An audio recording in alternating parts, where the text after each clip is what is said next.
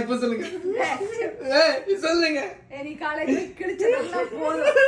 அப்பவே அசோக் போன் பண்ண, இனிமேல் என் பையன் காலேஜ் வீட்டுல தான் தூங்குவான், போடுற அட்டனன்ஸ் எக்ஸாம் எழுதுவான், பாஸ் பண்ணி விட்டுற, அவ்வளவுதான். சரியா? எதுவும் நடக்காது. அவன் சீரியஸா பண்ண முடியுமா?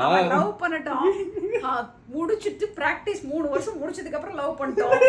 பிரச்சனையே நான் யாரமா லவ் பண்றேன்? உனக்கு லவ்வே வராது. ஒரு அம்மா விடுற சாபமா இது. சிச்சி இல்ல, அப்படி இல்ல. காலேஜ் முடிச்சு 3-4 வருஷம் கார்பரேட்ல பிராக்டிஸ் பண்ணதுக்கு அப்புறம் உனக்கு லவ் வரணும். அப்ப வரலன்னா அது எனக்கு பிரச்சனை. லவ் அவ்வளவு நாளா வெயிட் பண்ணாது. வந்துச்சுன்னா டப்புன்னு வரும், வராட்டி வரவே வராது, அவ்வளவுதான். அப்படி எல்லாம் இல்ல. அது நான் பார்த்த கேள்விகளுக்கெல்லாம் வருது. அது என்னமோ என்னன்னு தெரியல. அது மாதிரிதான் லவ். சரியா? யூடியூப்ல வீடியோவா போட போறேன், காதல் தத்துவங்கள் பை மை மதர். காதல் தான். நீ காமி அதை மாதிரி ஆஃப் பண்ணிட்டு அப்புறம் போடுவோமா இல்லையான்னு டிசைட் பண்ணுவோம். ஆஃப் பண்ணு.